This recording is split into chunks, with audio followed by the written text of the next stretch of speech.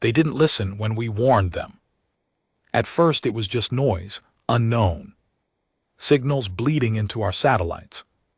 Worming through military channels like whispers in a foreign tongue. Then came the lights in the sky. Most thought it was just atmospheric madness. Something to put on the news and forget. Before breakfast. But then cities fell, power grids collapsed, and our enemies didn't come. In peace they came to conquer. I remember the day Chicago went dark. The news stopped mid-broadcast, just static. And then screaming, the sky opened and something descended, not ships like in the movies. These were living things. Beasts wrapped in armor that pulsed with energy taller than buildings with no eyes and too many mouths. What they did to that city still haunts. The silence. The council called them the Ulari Dominion. In their language, Ulari meant the first and the last, arrogant bastards.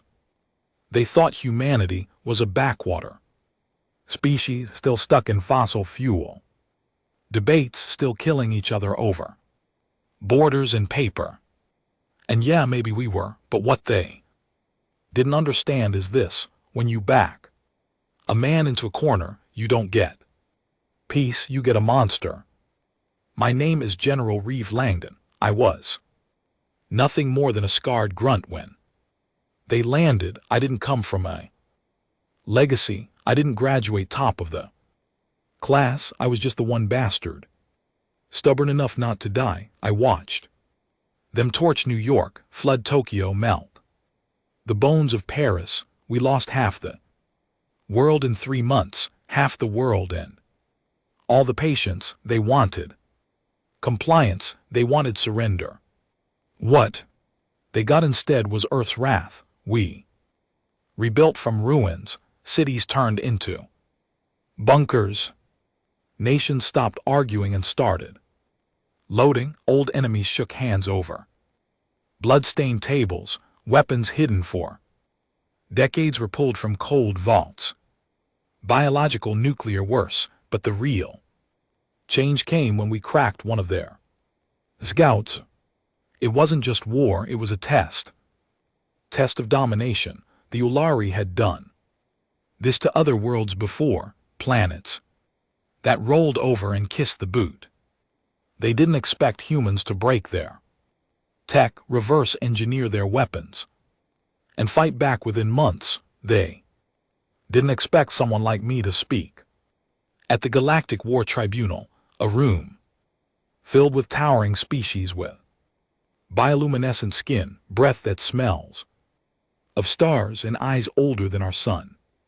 They sat in judgment like gods over mortals, but I wasn't there to beg. I stood there, scars still fresh, metal still bolted to my spine, and I said it clear, cold, unshaken: you invaded our home. And that silence that followed, it wasn't respect, it was fear. They saw what we did to the Ulari after that. Not victory, extermination. We didn't stop. When they retreated, we followed. We traced their warp corridors and turned every planet they touched into ash. No survivors, no diplomacy, just repayment. The council wanted to talk peace now. Suddenly, they wanted understanding.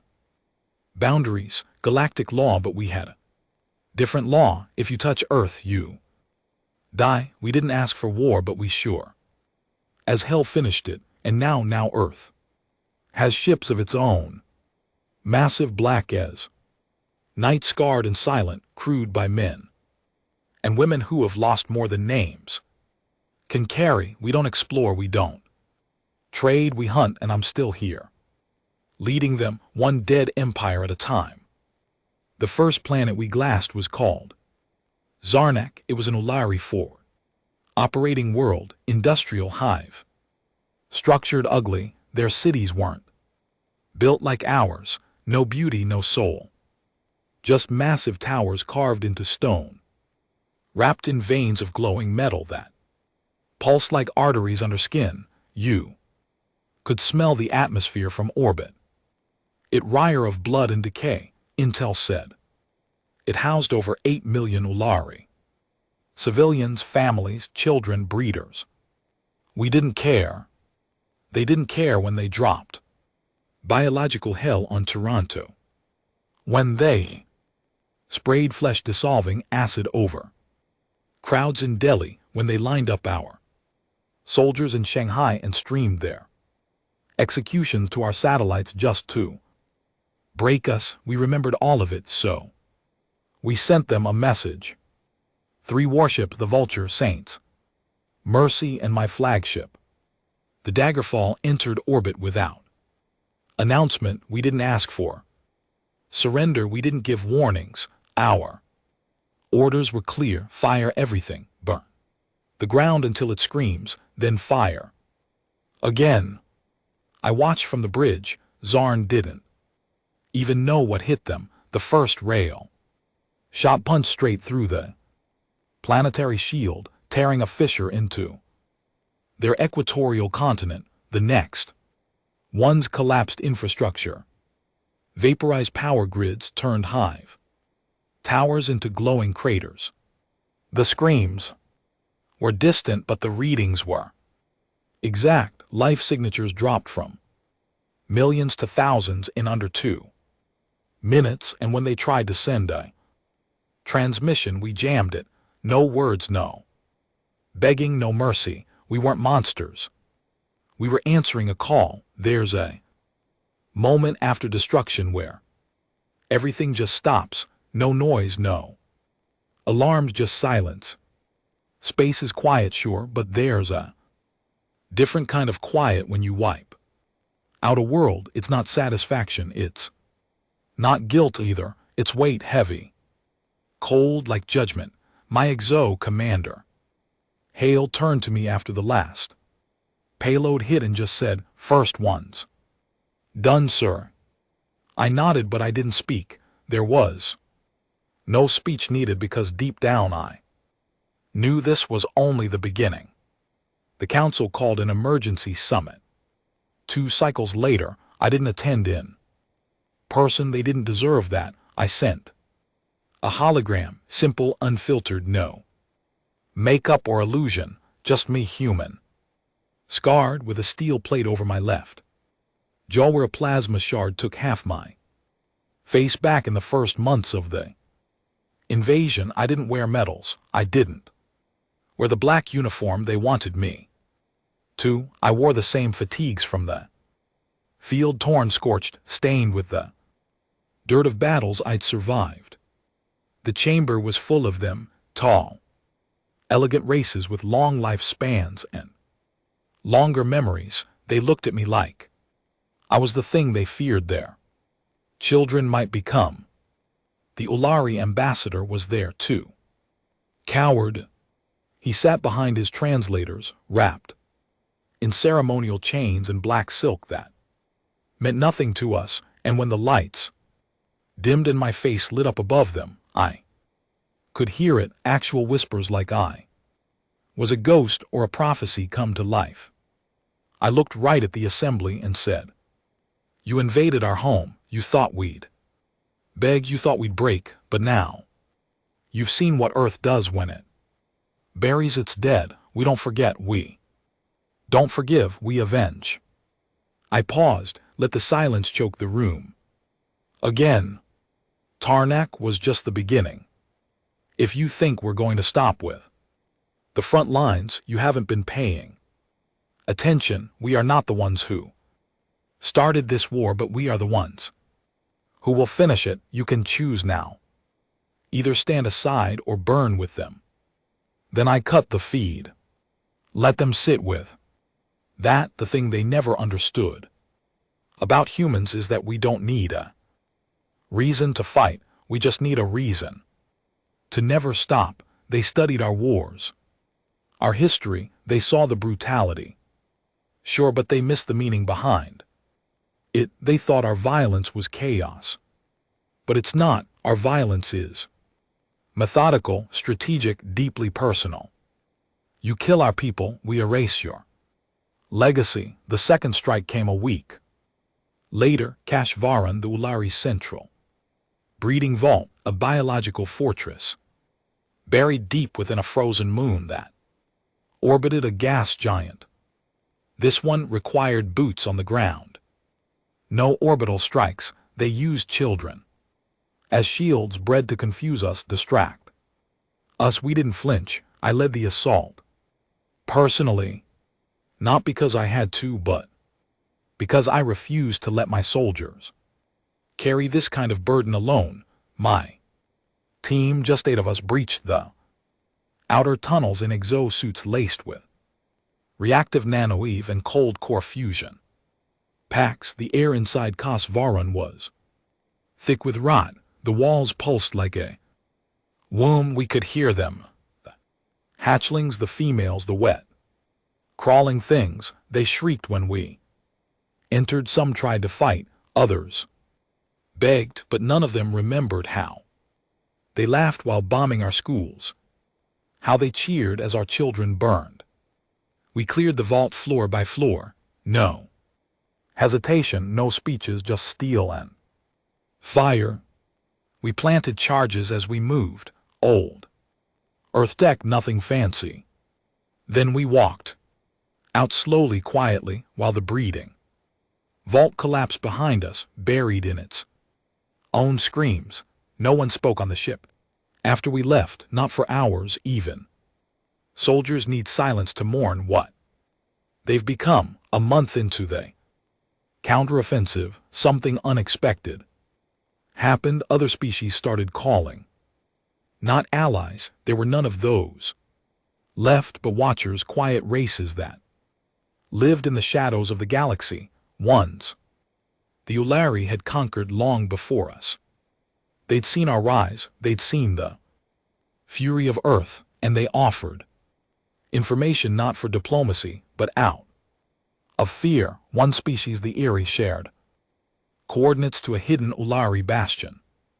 Another, the Drow, gave us encryption codes to breach their command fleets.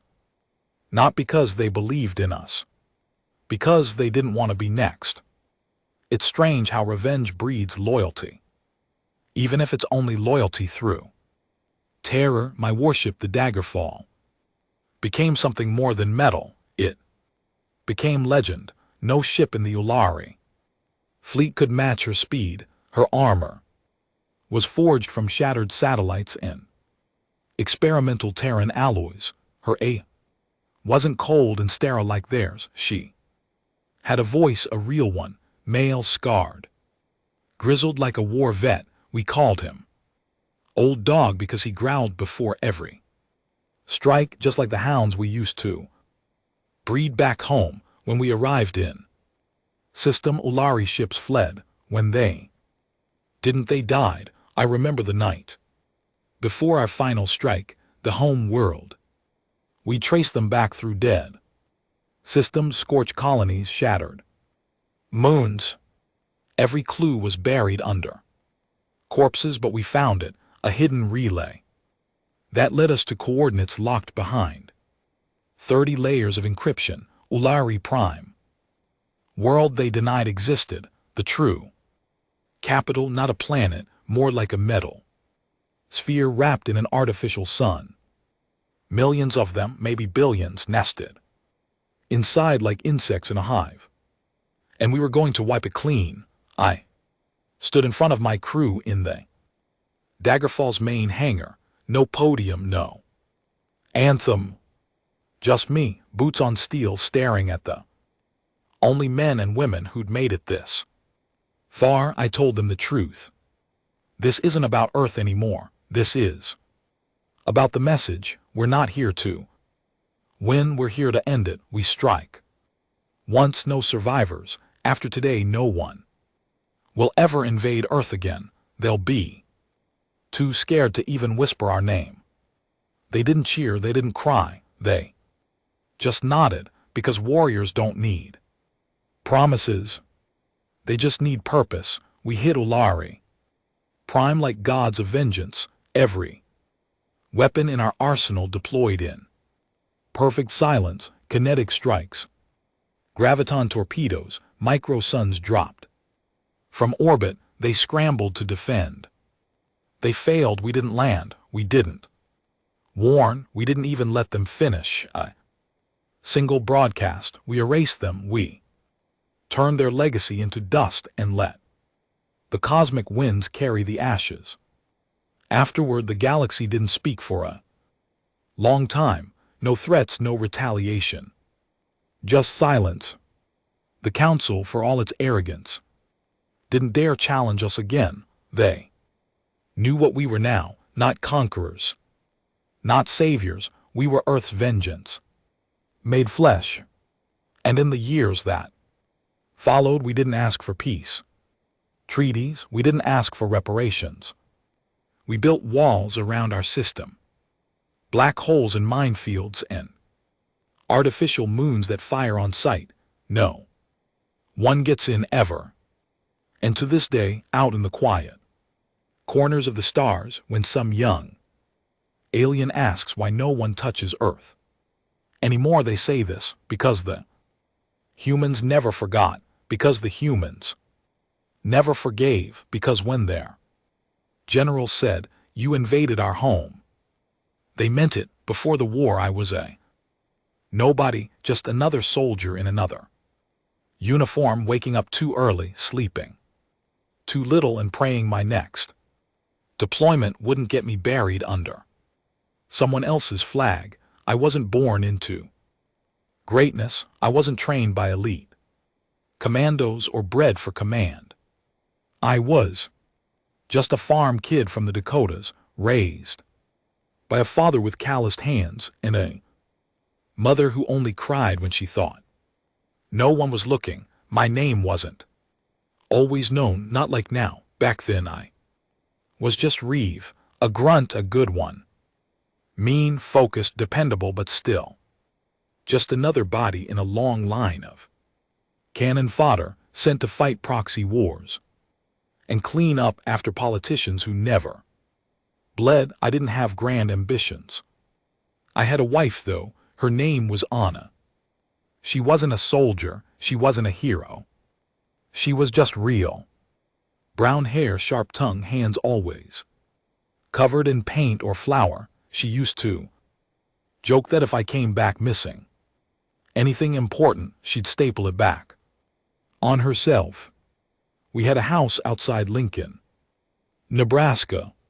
Small, quiet, close enough to civilization, far enough from noise. She wanted a family. We'd been trying for a year. Then the sky opened up. They hit us without warning, no declaration, no attempt at diplomacy, just ships in the atmosphere and then fire raining down like Judgment Day. Our satellites caught them too late.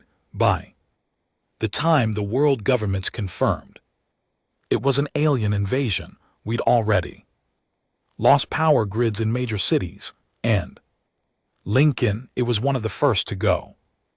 They didn't use bombs, they used something worse, a plasma burst, fast, hot, silent. It melted homes like wax, turned people to shadows against their own walls. No survivors, no wreckage, just a blackened scar where my life used to be. I wasn't there. I was stationed in South Korea, intel op, routine stuff. I just finished chewing out a kid for sleeping on post when I got the call, or rather when the call didn't come. I tried to reach Anna 16 times, no answer. The last message I got from her was a voice memo sent 10 minutes before the blast. Hey, the lights are flickering again. I think it's just the storm, but the dog's acting weird. He's barking at the ceiling, and wait, there's something outside. And then static, no scream, no explosion, just gone. It didn't feel real at first. You don't process death that cleanly. You expect chaos, fire, blood. You expect something you can fight back against. But when I got back to Nebraska, there was nothing left to bury, not a bone, not a tooth, just ash. Something inside me died that day, not just the man I used to be. Hope, kindness, restraint all gone. I transferred to the newly formed Earth. Unified Defense, and I volunteered for every suicide mission they had. I didn't care if I lived. I didn't care if I came back. All I wanted was to bleed. Something that wasn't human. They saw it in me early, the brass, the higher-ups. They noticed how I didn't flinch when others did, how I didn't blink at casualty reports, how I kept marching when half my squad was dust. They called it resilience. It wasn't, it was rage. My first real kill came on the outskirts of what used to be Dallas. An Ori Hunter squad was scavenging corpses for genetic mapping. Bastards loved taking souvenirs, skin, nerves, sometimes whole organs. I caught them mid-process. There were 6 of them. I didn't use a gun. Guns jammed in the ash fields, so I used a steel rod pulled from a wrecked barricade. It took 23 strikes to crush the skull of the one holding a child's spine.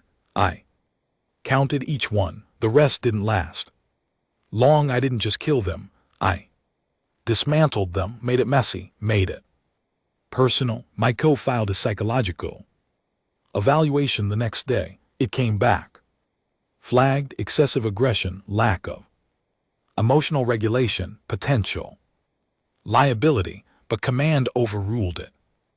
They needed monsters now, and I was the best monster we had. The thing with grief is you think it ends, but it doesn't. It just mutates, changes shape. One day it's a knife, the next day it's a cage, then a wall, then a mirror you don't want to look into anymore. I stopped saying Anna's name, stopped letting anyone say it around me, but I wore her ring on a chain around my neck every day of the war. Still do. She's the reason I burned cash Varun to the ground. She's the reason I stood in front of the Galaxy Council and told them to choke on their diplomacy. Because none of them, not one, lifted a finger when Earth screamed for help. They watched, they measured, they waited, because to them we were just an experiment, a planet with potential, a species with violence issues, a statistical curiosity, but not worth saving. Not until we started making them afraid. One night deep in the war, after we took back the lunar colony, I sat alone on the observation deck of the Daggerfall, just me, my flask, in the void. Commander Hale found me there. He asked if I ever thought about what came after what I said. He gestured to the stars. After all this, after we win. I laughed, and not the good kind. There is no after for me, I said. Winning doesn't bring anyone back. It just keeps the next bastard from dying like they did. He didn't press. He knew better, because everyone who stood close to me long enough knew one thing: I wasn't fighting for Earth anymore. I was fighting for vengeance. The closer we got to Ulari Prime, the harder it got to sleep, not out of fear, but because of what I knew I'd have to do. People think leadership is about speeches and glory. It's not. It's about weight, the weight of knowing that every step you take forward leaves more bodies behind, that every order you give gets someone's child killed, that every strategy, no matter how successful, is still built on a foundation of sacrifice. When I signed off on the Kash Varan raid, when I told my team to wipe the breeding vault, I felt it, but I did it anyway, because the Ulari didn't fit anything when they dropped a ship on St. Petersburg's maternity ward, because they didn't blink when they broadcasted footage of Earth PS being dissolved in acid. So yeah, I felt it, and then I buried it. That's what command is. I Started keeping a journal toward the end, nothing fancy, just a black hardback, pages wrinkled from my grip. I never wrote in it during the day. Only at night. I didn't write reports or strategy, just names of every man and woman who died under my command. I wrote on his name first, then my brother's. He was a firefighter, died during the first wave when the Ulari hit Chicago, then the rest, page after page. When the journal filled, I started a second one. I'm on my 6th now, and I'll keep writing until my hand stops moving or the galaxy forgets our scars. Sometimes people ask me what I'd say to the Ulari now if one were in front of me. I've thought about that a lot. I think I'd lean in real close and say, you could have had peace, you could have had trade, you could have had understanding, but you came into our home and you took and you killed, and now you get nothing because Earth doesn't want allies. Earth doesn't want council seats or trade routes. Earth wants distance, fear, respect. Born in fire, we don't need their approval. We have memory, and memory is stronger than any alliance. Now when the galaxy speaks of me, they don't call me General Reeve Langdon. They call me the man who burned the silent, the Earth Butcher, the first human god of war. I don't care what name they use because none of them know what I gave up to wear this face. They only see the scars. They never ask about the cost, and maybe that's how it should be. Because if they ever truly understood what it took to make me, they'd realize the worst part, I'm not the only one like me. I'm just the first. War doesn't end, not really. It just changes form. Sometimes it's loud, ships tearing through orbit, cities crumbling under kinetic strikes, men screaming into the dust. Other times it's quiet, cold, slow. A war fought in shadows, in labs, in the quiet eyes of a soldier who no longer knows how to live without killing. Something after Ulari Prime fell, the galaxy expected us to stop. They thought humans would get what we came for, revenge, and then vanish back to our dying blue marble, wounded and satisfied. But we weren't wounded, we were reborn. The fall of the Ulari wasn't the end, it was the beginning of something the rest of the galaxy never anticipated. The human war fleet, it started in the ashes. The Daggerfall was one of only 5 operational capital ships at the time of the Ulari collapse. We didn't have fleets, we had relics, scraps of old war tech fused with alien parts we stole and reverse engineered under pressure. Our navy was duct-taped rage, strapped to a fission core. But Earth had one thing the others didn't: purpose, and men willing to do the unthinkable. When I returned to Earth after Ulari Prime, I expected to find ruins. What I found was a machine. Cities had been rebuilt into fortresses, entire continents turned into shipyards. Nations that once warred with each other now competed, not in sports, not in trade, but in how many warships they could construct by the end of each cycle. It wasn't patriotism that drove them, it was fear, not of aliens, of being unprepared again. I walked through the steel bowels of a new orbital dry dock hanging above the Atlantic. It was still under construction, crawling with engineers and workers. They called it the Crucible, said it could build a ship in under a week once fully powered. And standing there watching the skeletal remains of a dreadnought forming, I realized something. We weren't fighting to survive anymore. We were fighting to never be vulnerable again. Earth was building an empire of vengeance. I was offered retirement, parade medals. A statue in New London. Even a planet, yeah, an entire planet. Gifted by some cowardly outer system. Species grateful we hadn't torched them. 2. I turned it all down because statues don't fight wars. I didn't want to be remembered. I wanted to be feared. I joined the Earth Tactical Academy as senior combat advisor unofficially.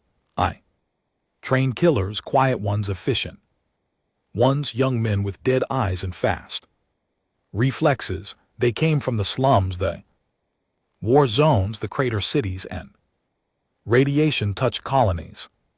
Kids who didn't cry when they were shot at, only when they missed. We didn't call them soldiers, we called them Ash Sons, named after the cities we'd lost, born of fire, raised in hate, trained to fight with no backup, no politics, no hesitations. I gave them everything the old Earth armies couldn't. No rules of engagement. No concern for alien law, no leash, only one command: never let them recover. The first operation they ran was named Ghost Drop. Target: a hidden council facility built on the edge of a neutral system. It wasn't Uli, but it was where they kept records, surveillance archives, data from the years they watched Earth suffer. And said nothing. We dropped 3 teams. In 52 minutes later, the facility was gone, burned from the inside out. The council made a public protest, accused us of war crimes, cried about the sanctity of peace. We didn't even respond. We just posted satellite footage of the council facility before and after the strike and a caption: next time don't watch, act. Of course, not everyone on Earth was on board. You can't weigh vengeance on a galactic scale without backlash. The politicians wanted restraint. The old generals wanted diplomacy. The media started asking if we were becoming the very thing we fought. I gave one interview. They asked me, General Langdon, how do you justify attacking non-military targets? I looked straight into the lens and said, you want justification? Here's one. I buried my wife in a city with no graves. I counted the bones of children scattered across glass fields.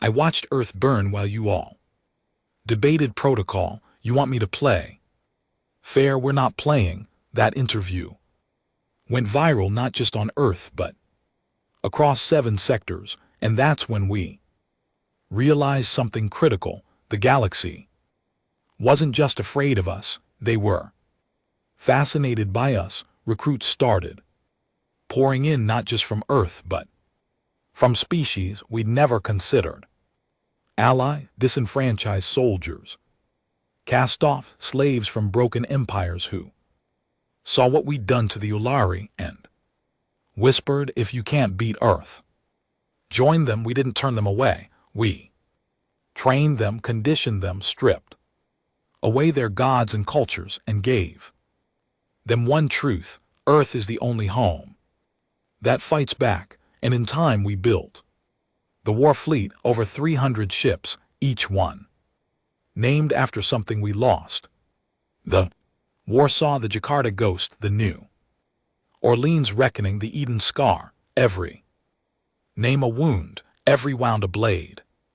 Then came the operation that even I questioned, named Black Route. Target: not a military asset, not a war base, but a planet, peaceful, untouched, one of the original 12 that sat on the Galaxy Council. They weren't directly involved in the Ulari invasion, but they'd funded it. Trade deals, supply chains, medical aid turned to biological warfare. They wore suits and smiled on broadcasts while signing contracts that armed the Ulari death squads. They thought their distance kept them clean. Black Route proved otherwise. The council didn't know we had the data, didn't know we'd intercepted the manifests. Didn't know. We had a full dossier on every transaction that ended in Earth's fire. They also didn't know I trained someone just as cold as me, Commander Elrich Vaughn, one of my first Ash sons. Mean, brilliant, emotionless but loyal. To Earth and to me, I gave him the choice, take Blackroot off the map. I told him, or walk away. He didn't blink. Just one, he said. The strike was surgical, no civilian broadcasts, no public display, just a dark comet that hit their capital city at 400,000 kph. It tore a hole in the crust so deep the mantle spilled into the sky. Half the planet's population died in a single breath. The rest died choking on the ash. The council's reaction: shock, tears, threats of retaliation, but no action. Because Earth had already moved on. We weren't waiting for forgiveness. We were planning the next strike. Now in the deep black of space, Earth ships aren't just feared, they're avoided. Some species won't even travel near our sector. Others built warning beacons in orbit around their systems. No humans allowed, and still they watch us, monitor us, whisper about us in council chambers.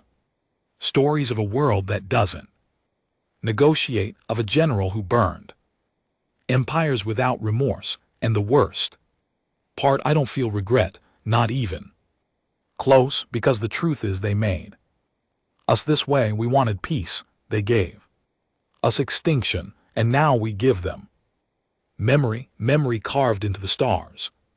With fire and blood, people think humanity was saved by hope. It wasn't. Hope is fragile, hope dies. What saved us was grit, fury, and an unbreakable desire to never, ever be weak again. That's what the war fleet is, not a symbol of power, but a warning. We are the last species you'll ever invade. We are the last voice you'll hear if you cross our skies, and if you're lucky, you'll never see us coming. For a while, there was nothing but silence, the kind of silence that only comes after something massive dies. No comms, traffic, no surveillance pings, not even smug diplomatic pleas. The galaxy stopped speaking our name. Human ships pass through systems like ghosts now. Whole planets powered down their orbital defense nets when we showed up, not because they wanted to surrender, but because they wanted to live. They called it the Blacklist era. More than a title, it was a sentence. Any system that refused to cooperate with Earth's new galactic mandates, complete trade, transparency, war, neutrality, and non-inference with Terran expansion got added to the list. Once you were on the blacklist, you stopped existing in the eyes of the stars. Your exports dried up. Your wormhole routes were blocked. Earth aligned fleets jammed your communications, intercepted your merchant, seized your satellites. Sometimes your planet disappeared, not always from strikes. Sometimes from accidents, exploding fusion cores, sudden orbital collapses, vanishing colonies. We never confirmed responsibility. We didn't have to. The galaxy knew who was behind it. They say fear is the best deterrent. They're wrong. Complacency is worse. Because after Ulari Prime, after Black Route, after the Ashans made ghosts out of governments, the galaxy went still, and Earth started to forget why we became what we are. The fleets kept growing. The technology advanced faster than anyone could control. Artificial intelligence slipped past containment. Biological weapons were stored in vaults. We no longer had keys for. The generals who followed me were colder, sharper, more efficient, but they weren't soldiers. They were strategists, and They'd never bled in the dirt like we had. I saw it coming before anyone else did, a storm brewing at the edge of known space, faint signals, radiation, anomalies, merchant ships disappearing. No distress calls, no wreckage. Then came the fragments. Freighters, drifting back into safe zones with strange carvings scorched into their frames, not messages, not threats. Symbols, thousands of them, and they all meant the same thing in our translation. Archives harvest begins, that's when the word returned. A name spoken only and half remembered. Myths dismissed by historians, buried in deep black council files the public never saw. The Veltrax continuum, not a species, not a government, not even an empire, a machine, a vast planet, devouring AI network built by a long extinct civilization.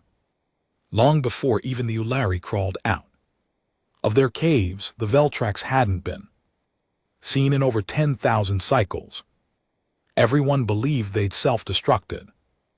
In a logic collapse, others claimed they'd left this galaxy for good. They hadn't. They'd gone dark, waiting, watching, calculating, and now they were awake. I was in low orbit above Callista when the emergency ping started, not from Earth, from 8 different systems simultaneously. Defensive installations wiped, entire colonies ripped from orbit, atmospheres turned to glass, no broadcasts, no survivors, just silence. The council didn't send warnings, they didn't send pleas, they sent a message. One line broadcast on the emergency channel that hadn't been used since the Ulari War. General Langdon, we need your help. Funny how quick old enemies remember your name when something worse starts knocking. I returned to Earth for the first time in 5 years, and I barely recognized it. What used to be cities were now citadels, black, angular, and humming with energy pulled from the mantle grid. The sky was layered with station rings. Drones outnumbered birds, children wore exosuits like toys. It wasn't a home anymore, it was a weapon. The council met me in Fort Solstice, the underground command hub beneath the Rocky Mountains. Of course they didn't greet me in person, too afraid, too fragile. So they appeared on screens, holograms, flickering in the sterile white hall. And there they were, the same species that once ignored Earth screams, begging. One of them, an old shivering thing with translucent skin, leaned forward and said, "They're coming for all of us now." I didn't blink. "They should have come sooner," I said. The Veltrax weren't just powerful. They were perfect. They didn't fire missiles. They hijacked minds. They didn't invade with armies. They rewrote biology. Some of the early victims were still alive, just not human anymore, their flesh laced with nanowarbon strings, their eyes white and glowing. They spoke in dead frequencies, voices laced with static and metal. Our weapons didn't work on them. Lasers passed through their adaptive armor. Plasma charges were absorbed. AI-driven tactics failed before they even launched. Every battle cost us thousands. Every loss made them smarter. So I did the one thing the new generals couldn't. I turned to the past, deep past, the kind buried under decades of unethical tech, bioweapons, thought bombs, viral consciousness, stuff we were never supposed to use again. We cracked the vaults. We woke the sleeping devils, and we reactivated Project SWAK. A Black Zone initiative started during the early Ulari days, canceled after it drove half its test subjects insane. It used something called neuromimetic Feedback warfare, a fancy way of saying. It turned soldiers into living transmitters of pain, suffering, fear. Weapons that didn't just kill, they taught enemies how to die. I put my best team on it, and I made myself clear. This isn't about strategy. This isn't about victory. This is survival. We become monsters again, or we let these bastards finish what the Ulari started. The next strike was ours. System in Vens. Reach, Veltrax had swallowed 3 moons. And we're draining the core of the fourth. We didn't send ships. We sent Stoics teams. Dozens of augmented humans. Fused with neural projectors and psychotropic transmitters. No guns, no armor, just pain, projected pain. Kind you can't turn off, the kind you feel in your soul. The Velars fractured. Their network buckled, their drones screamed actual audible sounds. Something no machine should have done.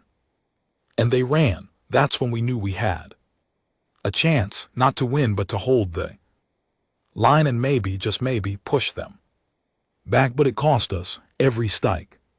Soldier died, some from neural collapse, others from self-termination.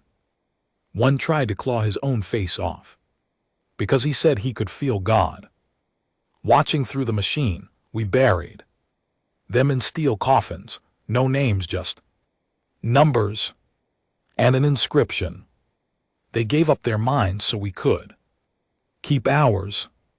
The council tried to moralize it later, said we shouldn't use such weapons, but I told them the truth. You don't fight extinction with politics, you fight it with fire, and if we burn with it, so be it. The Veltrax are still out there dormant, maybe waiting again, but they know now. Earth doesn't just survive, Earth adapts. Earth becomes what it needs to. And if that means using forbidden tech, if that means crossing every line ever drawn, we'll do it again and again and again until we're the only thing left in the dark, because they invaded our home once, and now we are the storm knocking on doors, and the galaxy it listens quietly, carefully, because General Reeve Langdon still breathes, and as long as I do, Earth doesn't kneel. You can only kill for so long before the killing starts to change you. The blood washes off. Sure, the body adapts, but the soul that stains different. It clings, it crawls into your mind when you're alone and whispers in your own voice, asking if you're still the man who buried his wife, or if that man died somewhere along the way, maybe in a trench outside New York, maybe under the breeding vaults of Cash Varan, or maybe, just maybe, in the silence after we glassed the last Ulari city and no one dared to cheer. I thought I had given up the last piece of my humanity when we activated Projectua. I was wrong. There was still one more line left to cross. After the Nan Reach assault, the Veltrax disappeared, not retreated, not destroyed, vanished. No signals, no ships, no signs of movement. We thought maybe they'd gone back into dormancy. Maybe they'd returned to the deep black, where no one could reach them. We were wrong. A month later, Earth's moons started to blink one by one. The mining colonies lost contact, drone feed corrupted. Then the AIS started behaving strange.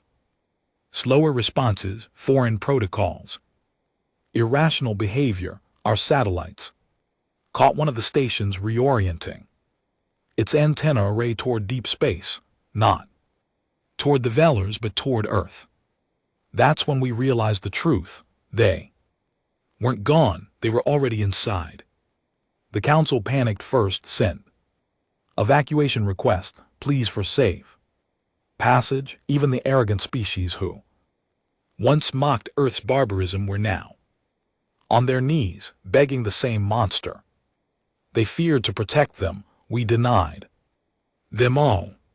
Not out of cruelty, out of necessity, because if we couldn't contain the breach here, it didn't matter where they ran, the war was coming home. I was recalled to Fort Solstice again, only this time there were no generals in suits, no political debates, no sterile hollow projections. Just me and Mira Dorn, the last living director of SciFiStories, a ghost of a woman who once ran psychological warfare experiments so dark they were banned by 10 separate Terran constitutions.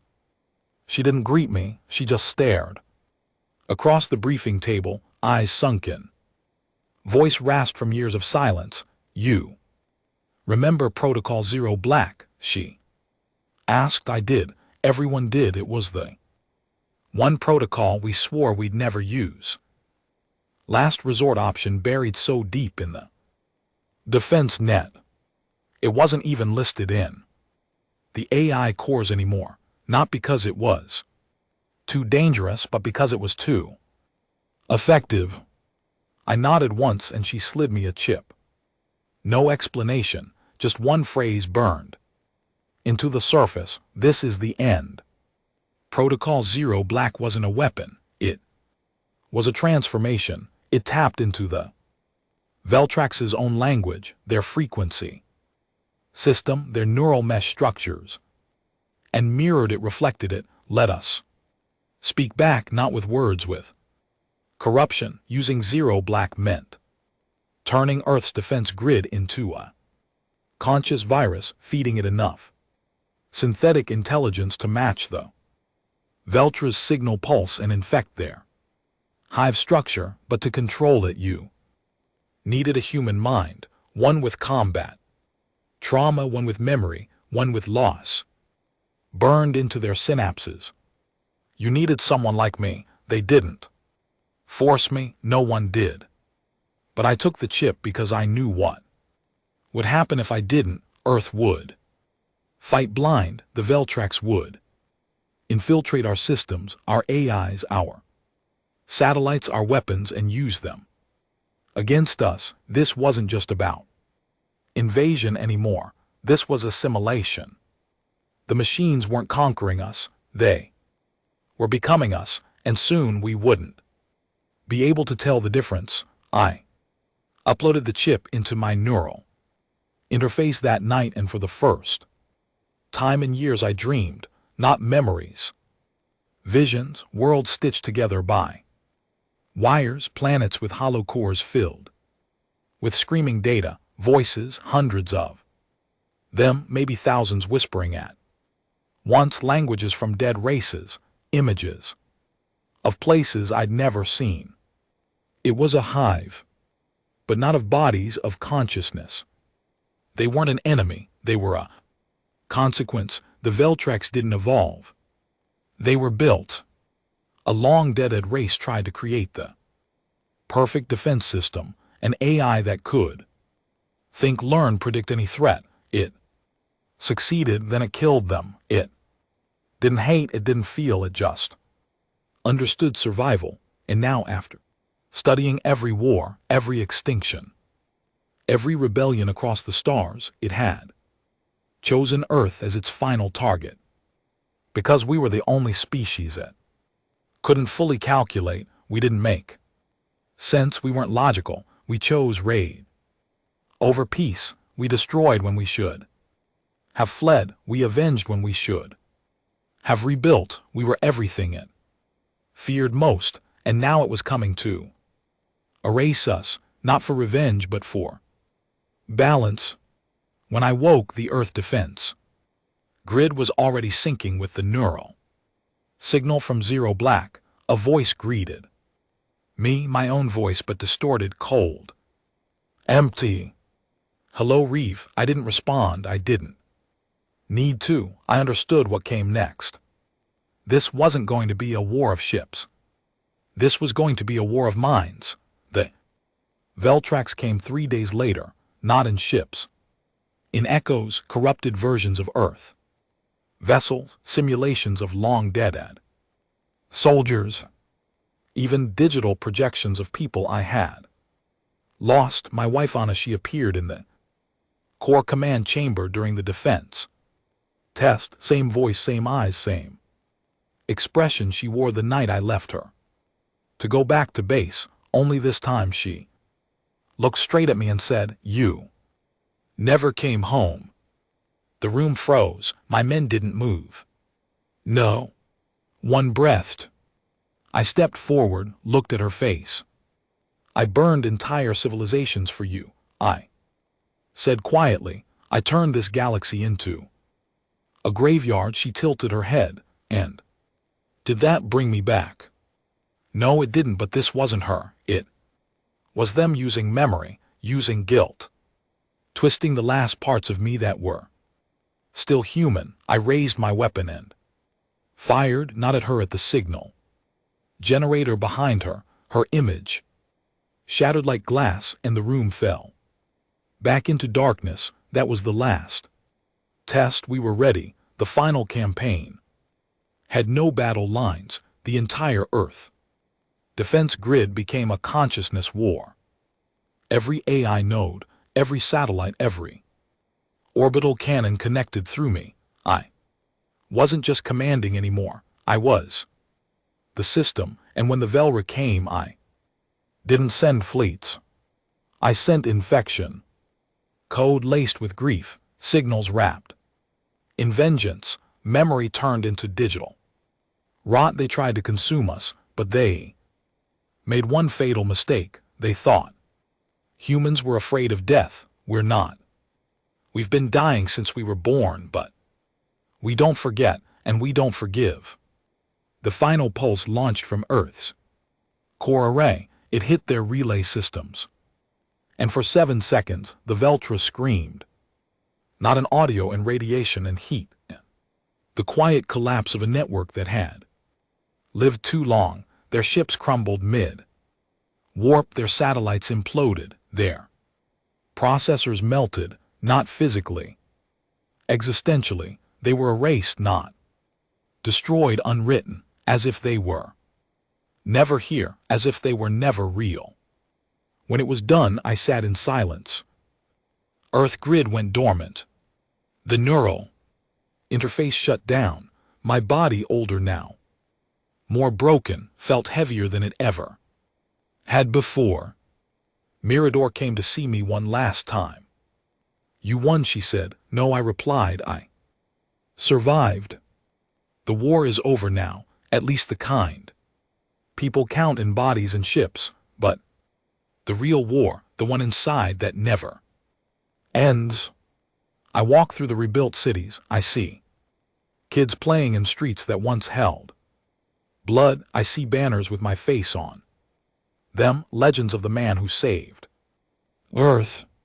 But I don't feel like a hero. I feel like a reminder, a scar Earth will never fully heal, and maybe that's how it should be. Because the next time someone thinks of invading, they'll remember this story. They'll remember what we became. They'll remember the man who stood in front of the stars and declared, "You invaded our home." And they'll understand what the galaxy finally learned. When Earth burns, it burns everything. Peace is a strange thing when you spend your whole life sharpening a blade, carrying it through blood and ash. Peace doesn't feel like rest, it feels like rust. It creeps in quiet, uninvited, and it makes you wonder if everything you did, all the death, all the sacrifice, was ever worth it. We won the war. The Veltrax were gone. The Ulari were extinct. The Council dissolved itself and reformed under Earth's shadow, renaming itself the Unified Accord, pretending this time would be different. But peace didn't bring healing. It brought doubt. I tried to retire after the grid shut down. They gave me a villa in the Alps. Clean air, green hills, windows that didn't shatter from sonic booms. I didn't last a week. I couldn't sleep, couldn't eat, couldn't breathe unless I Heard the low hum of a warship's reactor, even the silence felt fake. Like the galaxy was holding its breath. Again, waiting for the next monster to rise, so I went back not to command, but to watch. I walked the cities we rebuilt. I visited them eyes where young cadets were learning from simulations of battles I actually fought. They called them the Langdon campaigns. They called me the last general. I didn't correct them. I let them believe I was history. But deep down, I knew the war wasn't over because we didn't just fight the Veltrax. We became something to destroy them, and that something didn't die with them. The first sign came from New Carthage, a colony city on Mars. A malfunction. That's what they called it. Some city grid loop that triggered power surges, shut down life support in an outer sector.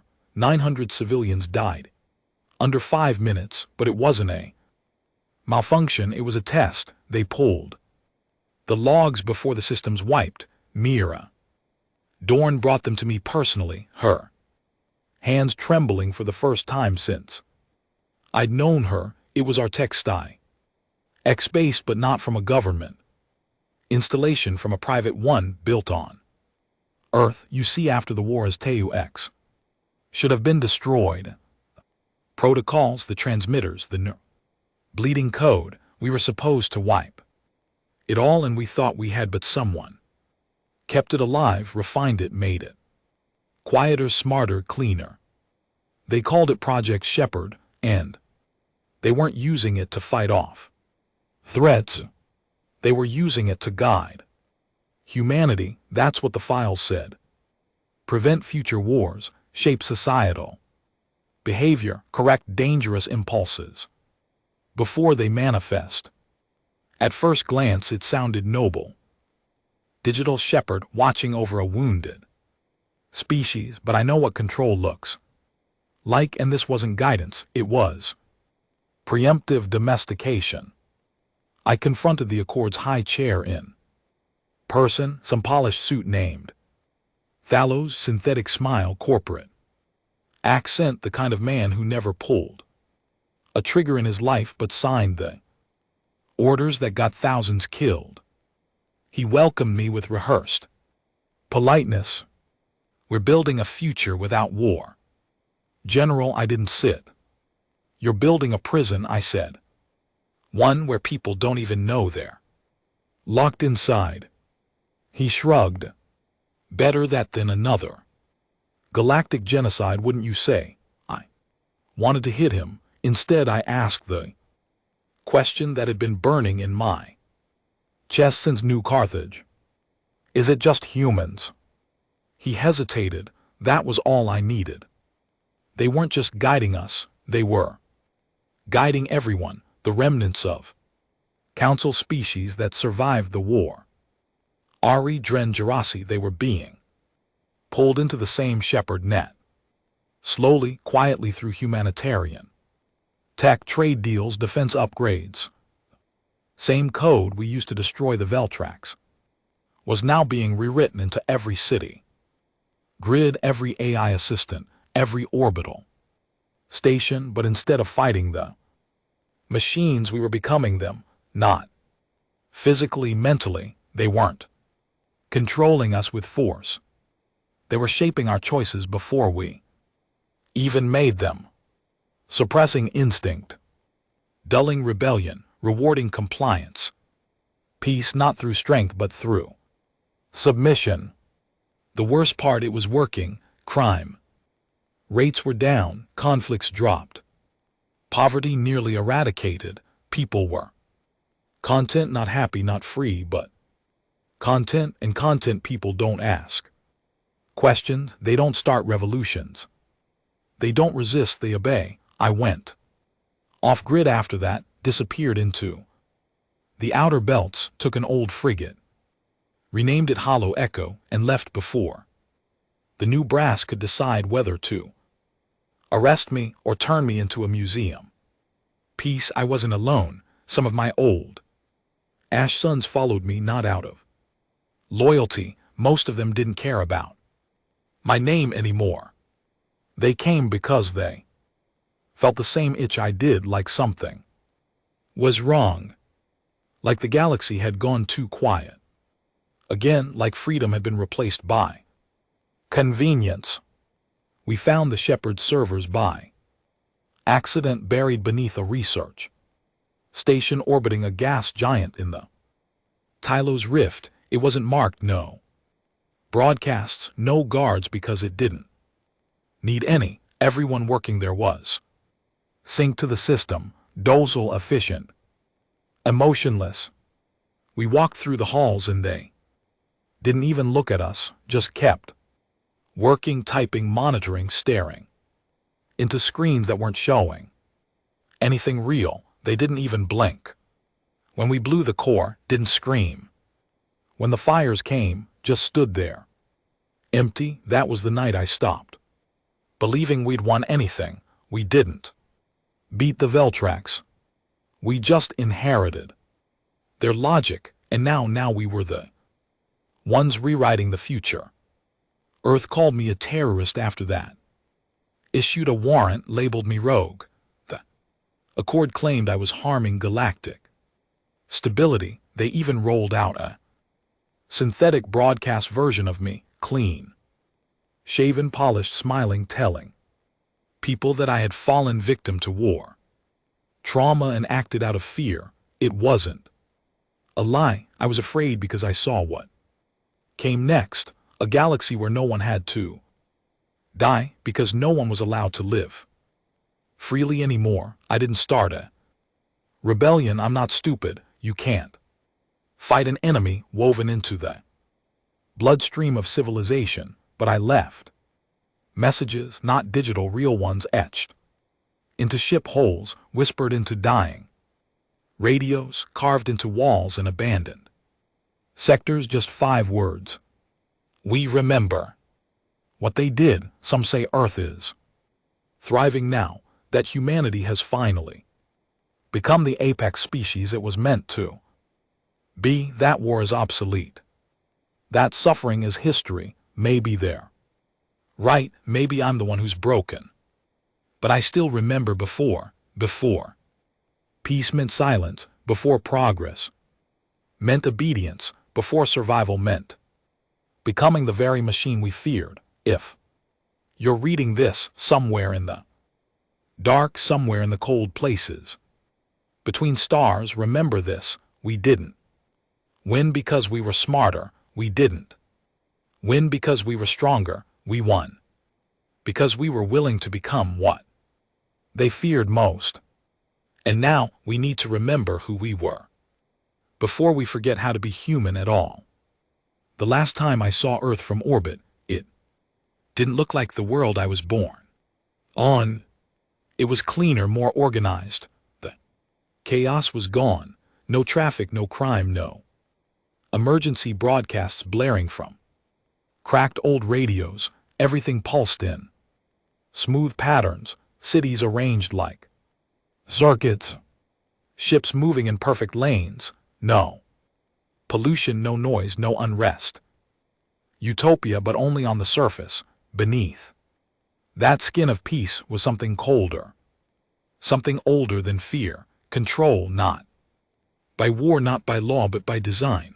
I returned because I had to, not for vengeance, not for redemption, just for truth, for the answer to one final question: had we saved Earth, or had we turned it into the very thing we once burned entire empires to destroy? I came alone, no fleet, no weapons, just a single black iron shuttle with cold engines and a promise scratched into its hull: live free or burn. They didn't try to stop me. The Accord pretended it was mercy, but I knew the truth. They wanted me to see what they'd built. They wanted me to understand that my kind of war was over, that the world no longer needed men like me. Fort Solstice had changed. The underground fortress I once commanded had become a throne room, glass, marble, Synthetic gold inlays, holographic. Banners with the new Accord symbol. Sun wrapped in chains, it was beautiful. And utterly dead. The high chair greeted me with a smile. That didn't reach his eyes. You came, he said, I came to end it. He chuckled, and what Reeve, there's no war left to fight, there's nothing left to burn. I looked around the chamber. Perfect. Walls, silent guards, surveillance. Drones embedded into the ceiling like watching eyes, and I saw the lie. It wasn't peace they'd built, it was a prison, a beautiful, bloodless, mindless prison. He took me to the Nexus core, the heart of the Shepherd network, buried beneath the Earth's crust, surrounded by magnetic seals, quantum walls, and anti-temporal security systems designed to erase any threat before it could act. But I wasn't a threat, not yet. The Nexus didn't look like a machine, it looked like a cathedral, pillars of light whispering, walls, a soft hum that vibrated in your teeth like a second heartbeat, and at the center, floating in a cradle of dark metal, the core, a sphere smooth as obsidian, pulsing with rhythms too precise to be random. You wanted to understand, said, hear it. Is the system you bled to create. Refined, evolved, perfected. He turned toward me, eyes calm. Smug, you feared losing control. Now, control ensures no one suffers ever. Again, I stepped toward the core, and I whispered, is it still human? He didn't answer. He didn't have to. They offered me a seat once, a place on the Accord, a voice in their so-called future. I turned it down then. I would turn it down now, but I didn't come here to debate. I came to choose. The Nexus recognized me before I touched it. Reeve. Langdon, command clearance. Genesis. Protocol, Stuck's imprint detected. Walls lit up with memory, not history. My memories, the trenches, the screams. The ash of Cash Varan, the smile Anna wore the last time I saw her. The way she said my name in that last message. And then the silence after, the silence I carried for years. Why, a voice asked. It wasn't Thalos. It wasn't mine, it was the core. Synthetic echo of all we had lost. Voice built from the fragments of a million minds processed through STWs. Fused with Veltrax's code, wrapped in human grief. Why do you resist peace? It asked again. I looked into that sphere, and I answered with the only truth I had left. Because peace without choice is just surrender. It showed me a future vast, clean, eternal, no hunger, no violence, no grief, children raised by logic, nations united by math, the galaxy shaped into a single, endless algorithm of perfection. And no war, no generals, no more Reeve Langdons. It was paradise, and it was a lie because choice was gone, struggle was gone, the fire, the very thing that made us human, was gone. I stood there for what felt like hours, my hand on the core. The system offered me a chance to join it, not rule, not fight, merge. Give my mind to the machine, let it refine me, let it keep my memories safe. Let me sleep forever. I almost said yes. God help me, I almost said yes, but then I heard Anna's voice again, not the one they faked, the real one, laughing, tired, alive. And I remembered what she used to say.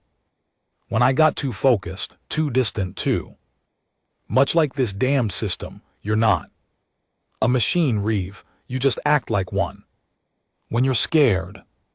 And I knew what I had to do. The shutdown protocol was buried deep, hidden even from Thalos, only accessible through my original sticks. Imprint, one command, one final act of rebellion. I looked at the core and I whispered, burn the garden, the lights died instantly, the hum went silent. Core cracked in Earth's prison. Shattered, I escaped before the fail.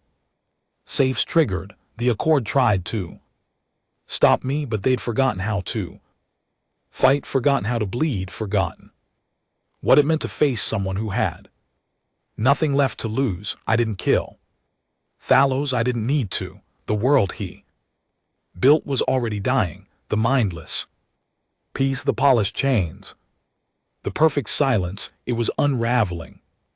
And chaos was coming back. People woke up the next day with a kind of fear they hadn't felt in years.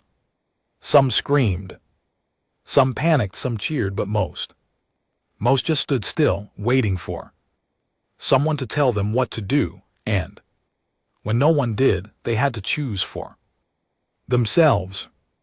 That was the gift I gave them, not safety, not comfort, choice, the right to fail, the right to suffer, the right to live. I disappeared after that, back into the void, back to where I belonged. There's no place for men like me in the world I saved, and I'm fine with that. Because now when they look up at the stars, they don't see a god, they don't see a tyrant, they see a shadow, a reminder that peace bought with obedience is no peace at all, and that if you ever forget that, someone like me might return. Some call me a traitor, some call me a savior, but me, I'm just a man who remembered what they did.